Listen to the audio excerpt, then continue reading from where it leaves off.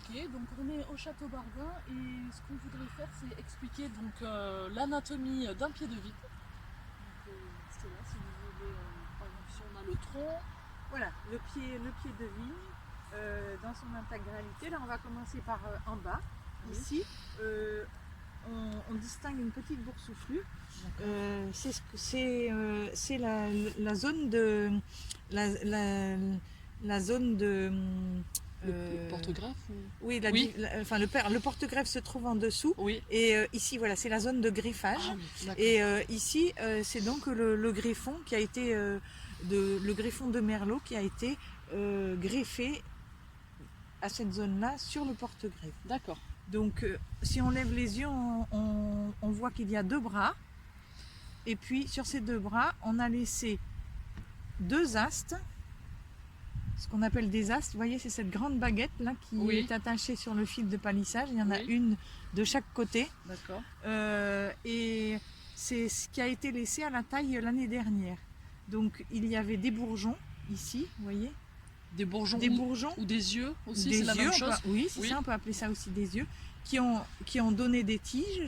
Chaque tige a porté des grappes de raisin. Et est-ce que les tiges, on les appelle coursons aussi ou ça dépend. Alors il y a beaucoup de noms locaux et nous on n'appelle pas ça comme ça, mais oui. on appelle ça des astes, des tiges. Et puis ici on peut avoir des petits retours que l'on appelle des, nous on dit les côtes. Des côtes. Les côtes, voilà. Maintenant les travaux de taille, vous voyez que la vigne pousse beaucoup. C'est une liane, elle peut pousser de 4 mètres chaque année. Donc le travail de la taille, c'est vraiment une manière de faire dans d'autres univers, on pourrait parler de bonsaï. On contraint la plante à rester à sa place pour se répartir le long du palissage.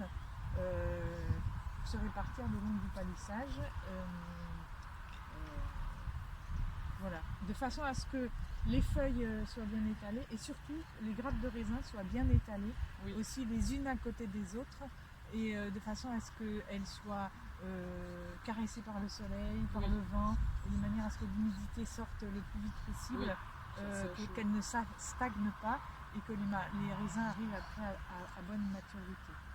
Voilà. Donc le travail de la taille il se fait en hiver. Au moment du repos végétatif de la vigne, les feuilles sont tombées.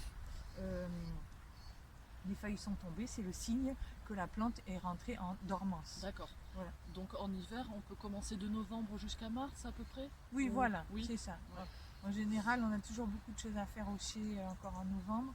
Ouais. Donc on commence fin novembre, début décembre. Et il faut avoir fini avant que la plante reparte en végétation. Oui, avec les températures qui montent, et donc du coup ça c'est plus vers le début avril. Oui, fin mars, on essaye de viser d'avoir terminé à la fin du mois de mars. D'accord. Voilà. Donc les travaux de taille vont consister à remettre la plante à sa place, à choisir une nouvelle branche qui va porter les tiges et les fruits de l'année à venir.